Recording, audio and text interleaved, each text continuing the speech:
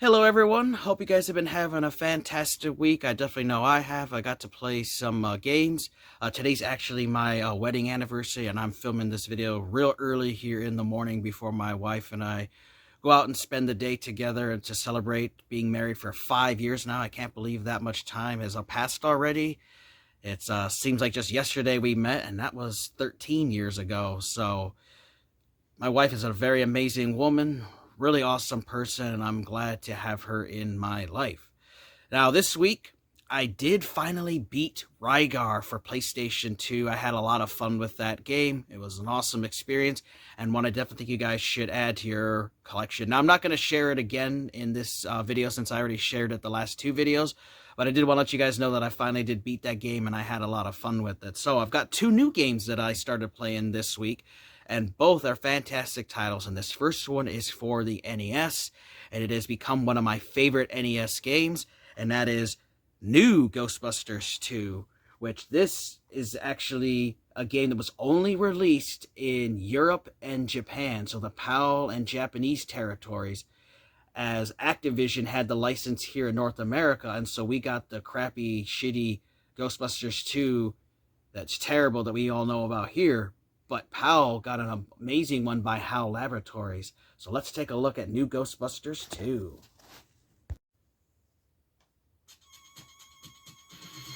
Alright guys, today we're taking a look at a game called New Ghostbusters 2 for the NES. Now if you guys have played the American Ghostbusters 2 that was created by Activision, that was a very terrible Ghostbusters game for the NES. Just utter garbage. But a lot of people don't know that in Europe and Japan, HAL Laboratories created their own Ghostbusters 2 game, and they called it New Ghostbusters 2. And this game is awesome. It has authentic music from the show, and it also follows the movie faithfully as you go through the various missions. I wanted to show it with you guys because I love this game. I've not been able to beat it yet, but I've been playing it for several years. I actually was able to buy a reproduction cartridge for the NES for North America that people have created. You can get all kinds of different ones, some in different colored cases and stuff. But a really cool game. Now, something that's awesome about this is you can actually play as whatever Ghostbusters you want. You have Peter Venkman, you have Ray Stantz, you have Egon Spengler, you also have Winston, but you can also play as Lewis, their accountant. So that's really cool. So let's pick Winston, because I love Winston. He's cool. And let's go with Lewis. So you have your main character, and then you have the secondary character that the computer can control. So the whole object of this is to capture ghosts. So you use the A button to blast them, and then the B will send out the trap. And you have to go through and clear the various stages. And the graphics remind me a lot of, like, Pokemon with the little pixelated characters.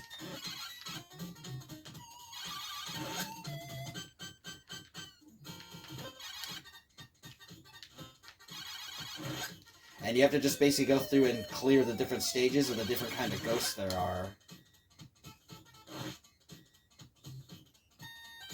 And so this first one takes place right in the courthouse. So right from the movie, the courthouse level.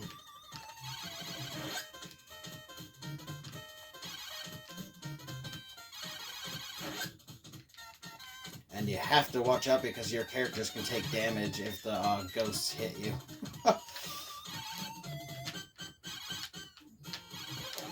Ah, dang. Got knocked down. So you can only be knocked down so many times before you die, and you'll have to restart. You only have so many continues.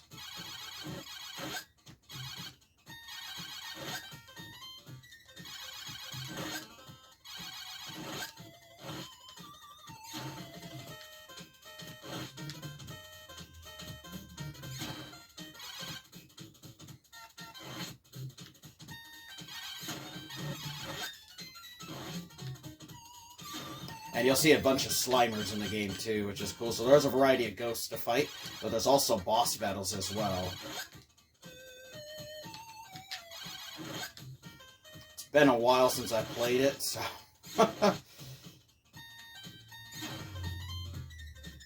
Remember the slime monster? Woo! That can get you if you don't know about that. I did remember that.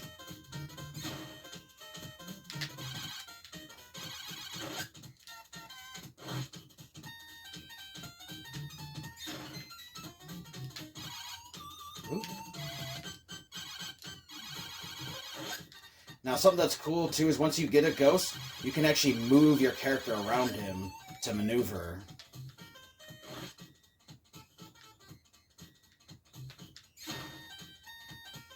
You gotta watch out for that Slimer. He pushes the carts along. Ah. Oh, this little bastard laughed at me. Gotcha. You can also get him through walls at times, too. And then the AI will control your character, but he can sometimes get stuck, so you have to watch out for that. And these ones can throw stuff like chicken bones and... Ah! Alright, we got another life. Woo!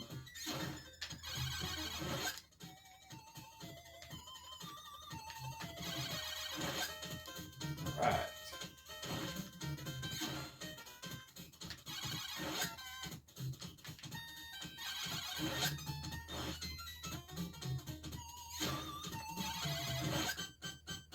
I like these chainsaw ghosts, they're pretty cool.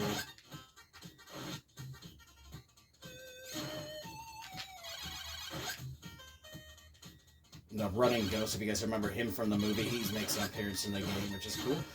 Now, we get to face the first boss of the game. If you guys remember the court scene, the Scaleri brothers.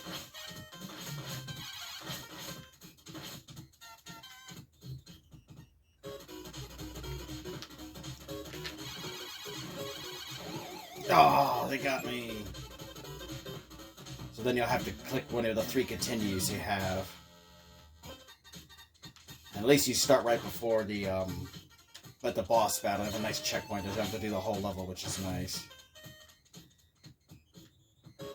But it's been a while since I've played this, but there is... Ah! Yeah, you gotta watch out for him. It's been a while, so I don't remember the patterns. Ah! Doing a bit terrible here. Oh, I got one of them, though. But I think I failed again. Yeah. It takes a little trial and error. I'm just out of practice in this game, because I can get pretty damn far in it. I've been pretty good at it, but, I'm a bit out of practice, though, unfortunately. There you go. Damn it, that's the trick, though. You want to move around when you got one blasted, because you got to just get into their pink. There we go. And that's how you beat the first level.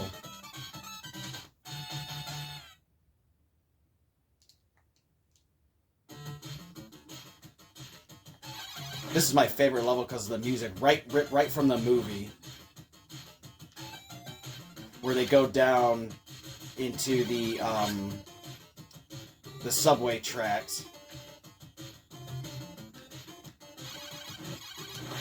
Man, I just love this stage. The music, right from the movie, it's so awesome. You can hear an 8-bit rendition of it.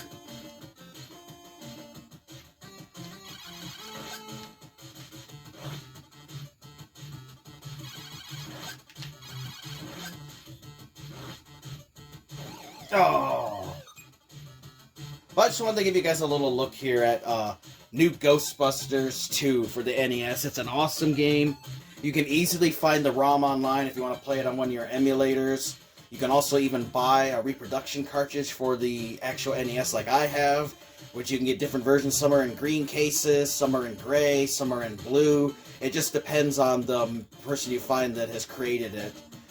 Definitely recommend picking up, as this is one of the best Ghostbusters games ever released for the NES. My absolute favorite, and I'm hoping I can beat it as I get a little further every time, and I've actually made it to the final stage, but I was not able to beat the final boss. Awesome game you guys should check out. Alright, that was a small look at New Ghostbusters 2. This is such a fantastic Ghostbusters game. I love the art style, I love the isometric view, the characters and graphics kind of remind me of like Pokemon type games or some of the old NES RPGs, just like the character sprites and everything. Really fun game. The music too is fantastic. It's awesome seeing the main Ghostbusters theme with 8-bit version, and then they also, I love the music they pull right from the movie, and you have the 8-bit renditions of it.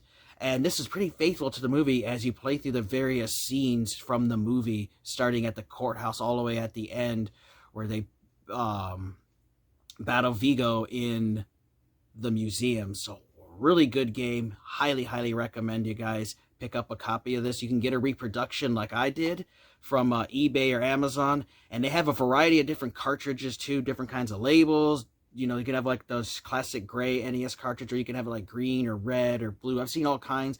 I just decided to go with this gray one, as it just fits well with my other NES cartridges. Highly recommend this one though. You can also download the ROM pretty easily and play it on an emulator of your choice. You guys definitely should play this game, as it is amazing and a very fun game.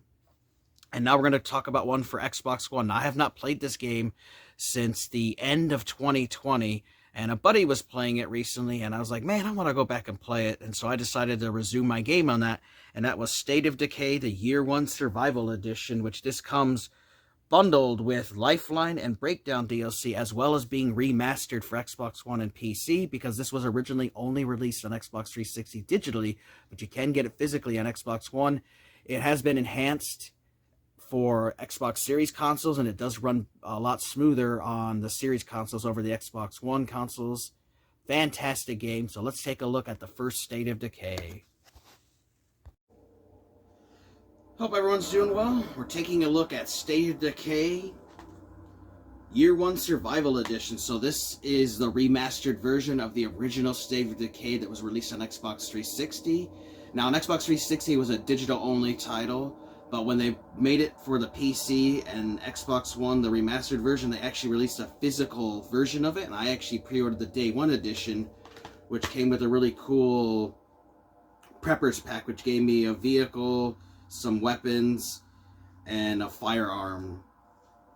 And what also is awesome is this came with both DLC, so it has the Breakdown and Lifeline DLC, which I have not played either of those yet, but I'm working on beating the first State of Decay, as I actually never beat it on Xbox One. I started playing this years ago, and then I was playing it again. I think the last time was the end of 2020, and I've just been really thinking about the game a whole lot, because I heard one of my buddies was playing it for the first time ever, and I'm like, you know, I want to go back and play the original State of Decay. I haven't played it in a long time, because I had played a lot of State of Decay 2, but not a lot of State of Decay 1.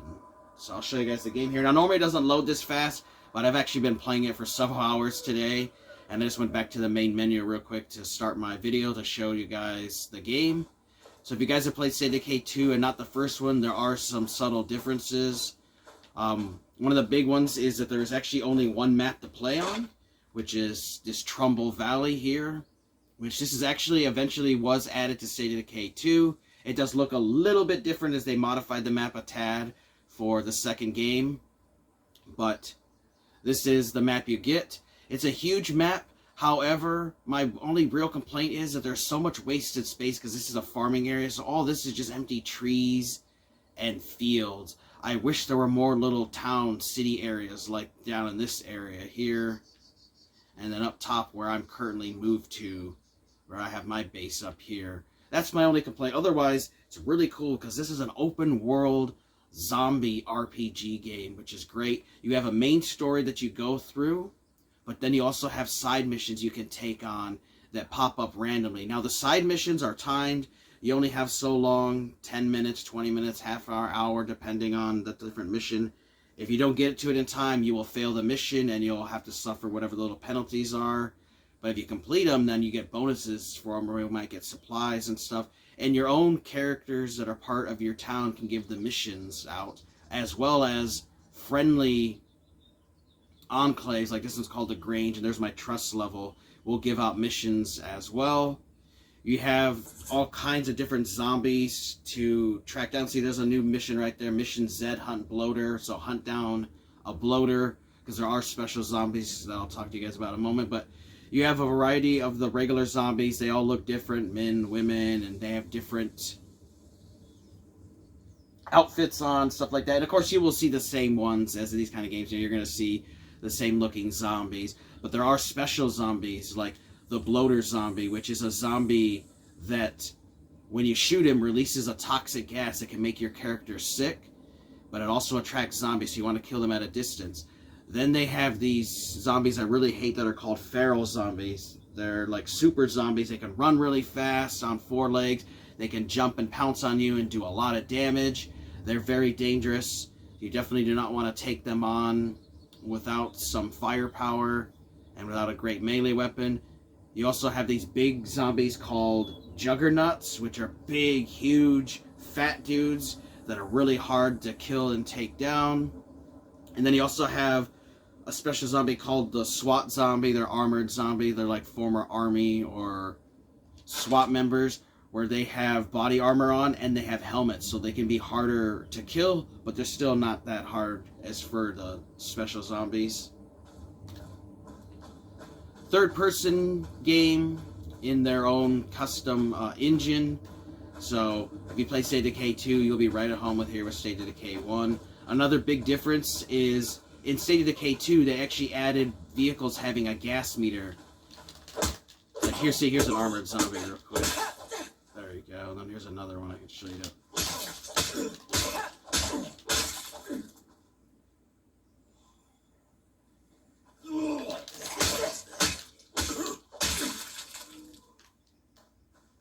But the vehicles do not have a gas meter, so you can just drive forever, never have to worry about gas. So that was something they added to State of Decay 2 to add more of a challenge to the game, which I like, and sometimes I hate it because you run out of gas, you got to drive around, but it adds to the realism in the second game. So you will notice they don't have that. Also, vehicles for me tend to get damaged easier in this first one versus the second one, as they are constantly updating State of Decay 2, adding plenty of quality of life improvements to the game. You know, they listen to the community and people say, you know, I don't like this, I like that. So they're always tweaking that. In State of Decay 1, they fixed a few things and then they've just left it alone and never added again, because in State of Decay 2, they're actually field testing stuff that they plan to put into State of Decay 3. So it's really cool that they keep supporting State of Decay 2. They also have more maps to go through, which is something I really like. And State of Decay 2, I feel, does not have as good a story as this one does. Another thing I like about this game is that all the characters you have various stats. Like, they have cardio, so this is your basic skill, you know, if you're running, and stamina, wits. So this affects, you know, like your thinking, critical skills, your fighting, so like melee weapons, shooting, and then your reflexes, and how agile your character is able to dodge and move around. See, she gets a plus 50% stamina regeneration. And so you can get some positives. There can also be some negative stuff. They can have traits and stuff as well, and then their overall health and stamina. And then you have various characters. Now, when you start the game off, you have 2 main characters. You play as Marcus Campbell and Ed Jones. They're 2 buddies who were camping, and then this whole zombie thing broke out. And now they're trying to survive. And then they encounter other survivors, and they form a community when they do. And as you play through the game, you'll encounter more you can add to your community. I think you can have maybe up to 18 people total. I have 17 total. They all have their own strengths and weaknesses. And like one guy has asthma, so he actually has a penalty to his stamina, which is really cool. And now as you play as these characters, you actually can level up their stats. So if you want to make them a better runner or cardio, you make your character run around a lot, and over time their cardio will improve. If you fight zombies with melee weapons, their weapon skill will go up. If you shoot enemies, kill zombies with guns, your skills will increase. You can increase your wits by scavenging, which I'll show you guys. We'll go into this restroom here and scavenge real quick. So sometimes things are locked, so you have to break in. But you gotta watch out because you do make noise and you can alert zombies around you.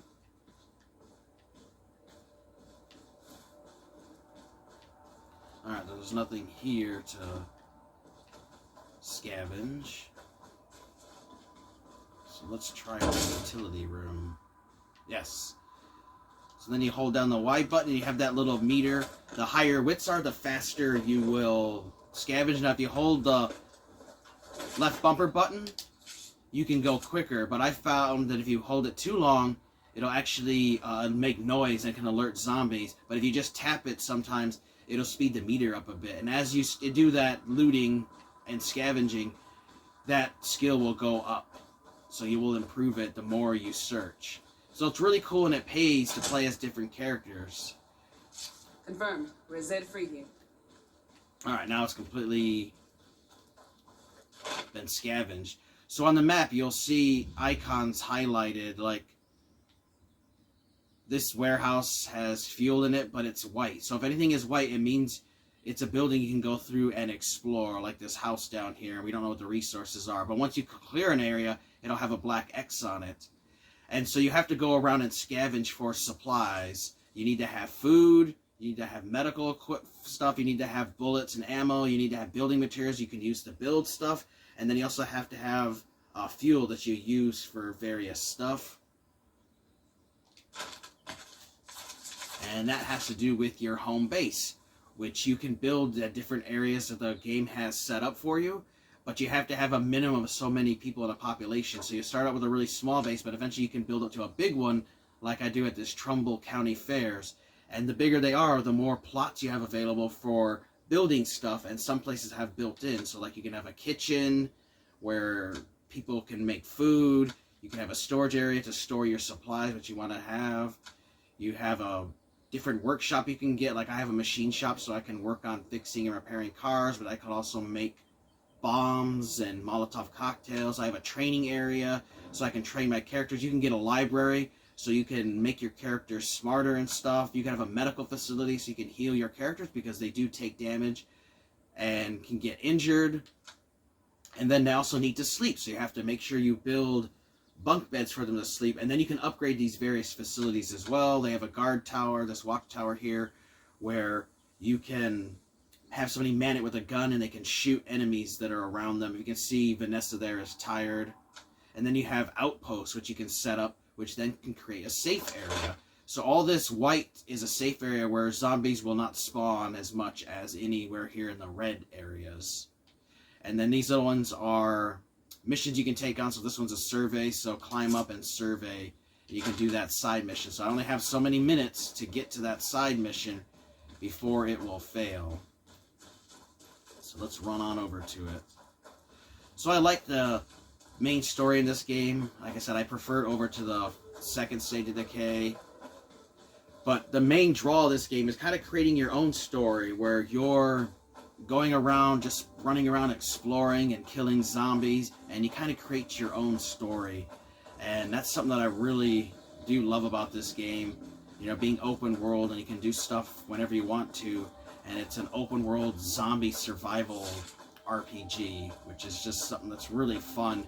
And a kind of game I've always had wanted in a zombie game after playing, you know, Resident Evil. I'm like, I love Resident Evil and love the story and stuff. I'm like, man, it'd be so cool if you could just run around and fight and survive. And that's what Undead Labs, the creators of this game, had the same idea. You know, it'd be cool to have a zombie game where you fight and have survival. So very cool. Love the graphics. Controls really well. If you play Grand Theft Auto, you'll be right at home with this game with the third person. And then see here, you can survey and see all the stuff. It's done. There we go. I surveyed for him. And now that mission is complete. When you're going down ladders, be careful not to run too fast, because you could fall off here and die at this distance, because fall damage does hurt you. You can hold the left bumper button to slide down faster. But be careful, let them do the auto go down, because I've done that where I've fallen off before and I almost died. Now as you're fighting zombies, see my blue meter there? Your character will get tired out fighting. And if you're fighting a group of zombies and you get tired out, it can suck, because then your character's vulnerable to getting attacked. And if they jump on you, you have to hit the B button to knock them off you. And if you have a whole bunch that swarm you, they can knock you down. You'll be in a knockdown state. It's like kind of like a down but not out, like they have in Gears of War. And if you're not able to get out of that, your character will actually die and ripped out. And this game has permadeath. If your character dies, they're dead forever and they're gone from the game. And you'll then have to replace them with someone else that you might encounter. And you're only allowed to have, I think it's up to 18 characters in your base at a time. But some people can die. And with that permadeath, if you have a favorite character, like I love Marcus Campbell, he's my favorite character in this game. If he was to die, I wouldn't have him anymore, and so that would really suck. So I try not to let any of my members die if I can help it. I've only actually had 2 die in this game.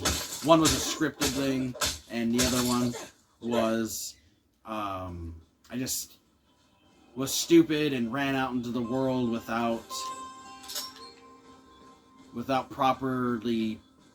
being properly supplied and ready for it. And I ran into a group of zombies and I couldn't run away in time and they swarmed me and killed me. And it sucked and I felt bad for the dude. But really fun game.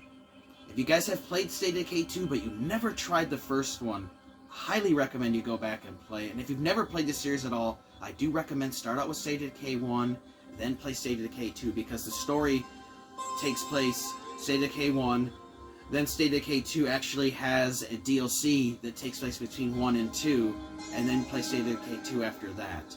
And then there's also the 2 DLCs, which I have not played yet, that I definitely want to check out and see how those are, because I love this main game. But I wanted to share with you guys and let you know that I've been continuing my story in State of Decay 1. It's just a really fun zombie RPG with great RPG elements. It's got wonderful music. It's got good voice acting. I really like the graphics. The game plays really well. And the characters all have their own unique personalities. And I love the different missions you can go on, as long with the main one, which if you don't do the main missions, you don't have to worry. They don't expire. They just sit around forever. And you just survive. Another difference, too, is the day and night cycle in State of Decay 1 here is a lot longer than in number 2. In number 2, the days seem to go by quicker, where in State of Decay 1, it takes a lot longer for them to go from day 1 to day 2. So I do like that the days are longer in this one. That's another thing I really liked from the first one over the second game. But I thought I'd just give you guys a little look here. Definitely check out State of Decay, the Year 1 Survival Edition on Xbox One or PC. Fantastic game. If you've never played it before, you definitely owe it to yourself to check it out if you have an Xbox One. It is backwards compatible on Xbox Series consoles as well, and it does perform and run even better on those consoles. Alright, that was a little look at the first State of Decay, a fantastic game. Highly recommend the State of Decay series. If you've never played them before, you definitely should check them out. I do recommend playing the first game, though, as the 2 stories are somewhat, they are connected a little bit. It's definitely worth playing through the first one. Now, if you've played the second one, you never played the first one, I do recommend playing it. During my gameplay clip that I filmed earlier this week, I did talk about some of the differences between State of Decay 2 and the first game. The first game is not as polished, does not have as many enhancements and stuff that they had in number 2, but it's still a really good game, and it actually is the story. I prefer the story in State of Decay 1 over the story of State of Decay 2. Love the main missions in this, and Marcus Campbell is the main character in this game, and he's my absolute favorite, as he is the most balanced and overall great character in the game. And the game has that permadeath thing, so if you lose one of your beloved community members, they are gone through that playthrough, and you can never get them back. You'd have to start the game over and hope that you can recruit some of the characters, because there's only a few. There's 3 characters that I know of, Ed, Marcus, and Lily, that are like guaranteed to be in the game, and there may be like 1 or 2 others, but the other ones are just randomly generated that you can find. Definitely recommend you guys check out State of Decay. It's awesome. We'll do a quick little recap. I talked about the new Ghostbusters 2 for NES. It was only released in PAL and Japanese territories. Best Ghostbusters game on the NES, and one of the best Ghostbusters games that have ever been made, besides the new Ghostbusters game that was on 360 and Xbox One and all that. A fantastic game I think you guys should check out. And then State of Decay 1. Awesome remaster of that classic 360 title. Great game. You definitely should play, especially if you love open world RPGs and you love having a zombie setting. It's fantastic. So let me know your guys' thoughts on these two titles.